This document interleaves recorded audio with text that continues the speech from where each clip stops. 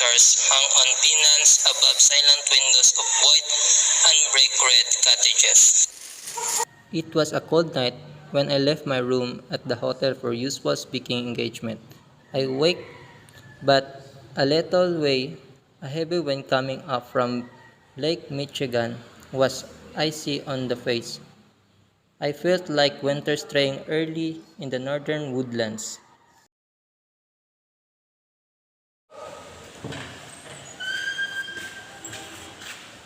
Good evening, everyone. Please help me welcome Mr.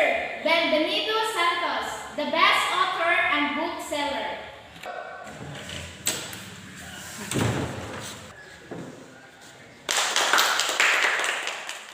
It was the same night I met Celestino Fabia, just a Filipino farmer, as he called himself, who had a farm about 30 miles east of Kalamazoo. You came all the way just to hear me talk?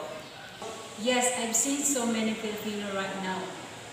So when I saw your name in the paper where it says you come from the islands and that you're going to talk, I came right away. Earlier that night, I had addressed a college crowd, mostly women. It appeared they wanted me to talk about my country. They wanted me to tell them things about it because my country had become a lost country. In the open forum that followed, the audience wanted to know. Is there much difference between our woman and the American woman? I tried to answer the question as best I could, saying, among other things, that I did not know that much about American women, except that they look friendly, but differences or similarities in inner qualities such as natural belong to the heart, to the mind, I could only speak about with vagueness. While I was trying to explain away the fact that I was not easy to make comparisons, a man rose from the rear of the hall, wanting to say something. In the distance, he looked slight and odd, very brown. Even before he spoke, that he was like me, a Filipino. I'm a Filipino. I'm just a Filipino farmer out in the country. I left the Philippines more than 20 years ago and have never been back. Never will, perhaps. I want to find out, sir, are our Filipino women the same like they were 20 years ago? As he sat down, the hall filled with voices. Hushed and integrated, I weighed my answers carefully. I did not want to tell a lie, yet I did want to say anything that would seem platitudinous, insincere, but more important than these considerations to me that moment. As I looked towards my countryman, I must give him an answer that I would not make him so unhappy. Surely, all these years, he must held on to certain ideas, certain beliefs, even illusions peculiar to the Excel. First, tell me what our women were like 20 years ago. Yes, you're too young. 20 years ago, our women were nice. They were modest. They wore their hair long.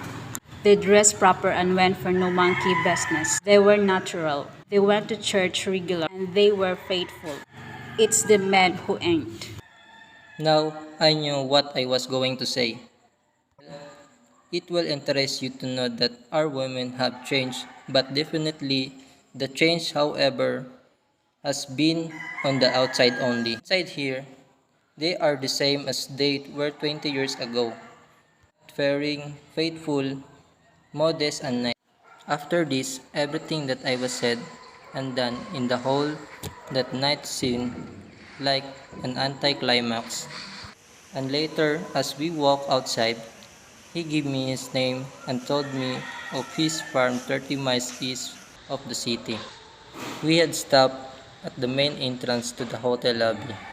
We had not talked very much on the way. Shall we go to my lobby to talk more? No, thank you. You are tired. I don't want to stay out late. Yes, you live very far. I got a car. Besides, you will do me a favor, please. Shall we have a dinner together with your family? I will call you tomorrow afternoon. I will drive you back. That's okay for you? Of course, I love to meet your family. You will make my wife happy. You're flattered me. Honest, she'll be very happy. Ruth is a country girl and hasn't met many Filipinos. I mean, Filipinos younger than I, cleaner looking. We're just poor farmer folk, you know. We don't get to town very often. Roger, that's my boy.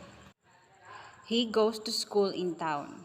A bus takes him early in the morning and he's back in the afternoon. He's a nice boy. I bet he is. I've been seeing the children of some of the boys with their American wives, and boys are tall, taller than their father, and very good looking. Roser, he'd be tall. You like him.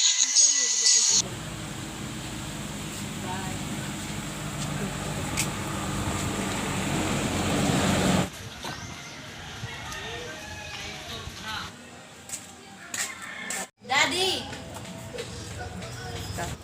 Come here, I have something to tell you.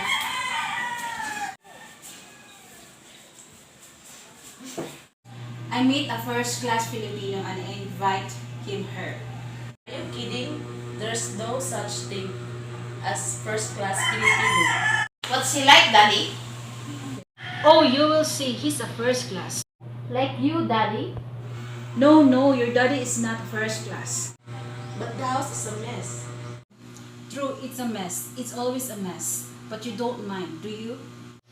We're poor folks, you know. The trip seemed interminable.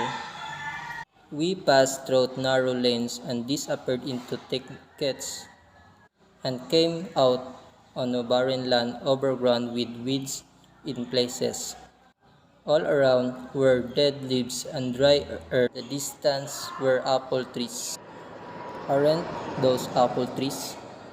Yes, those are apple trees. Do you like apples? I got lots of them. I got an apple orchard. Those trees are beautiful in the hills.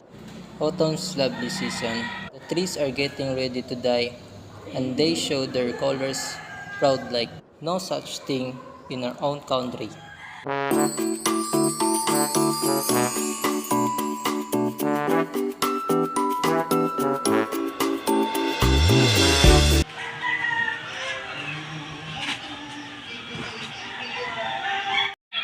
As we stepped inside and the door closed behind us, immediately I was aware of the familiar scent of apples. The room was bare except for a few ancient pieces of second-hand furniture. In the middle of the room stood a stove to keep the family warm in winter. The walls were bare. Over the dining table hung a lamp yet unlighted.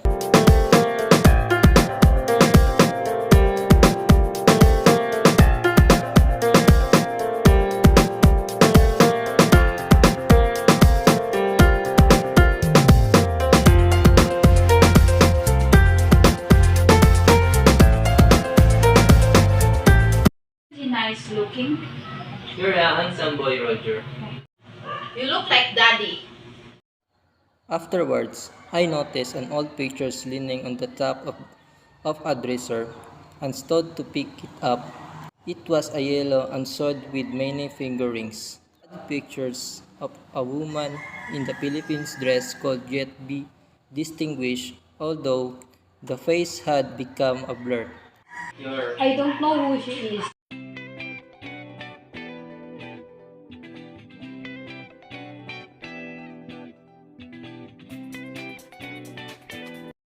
The face doesn't blare in the beginning.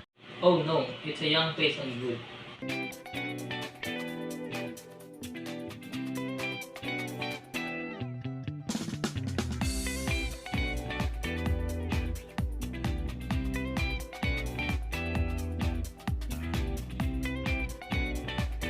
Show you many apples. He showed me a back room, not very big. It was half full of apples. Every day, I take some of them to town to sell to the groceries. Prices have been low. I've been losing on the trips. This apple will spoil. We'll feed them to the pigs. Then he showed me around the farm. It was twilight now, and the apple trees stood bare against a glowing western sky. In apple blossom time, it must be lovely here. What about the winter time? Before nightfall, he took me back to the hotel. Ruth and Roger stood at the door holding hands and smiling at me.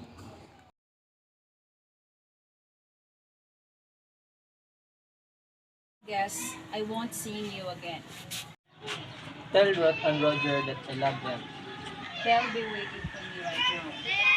Look, one of these days, very soon, I hope I'll be going home. Go to your town. No, thanks a lot. But you see, nobody would remember me now.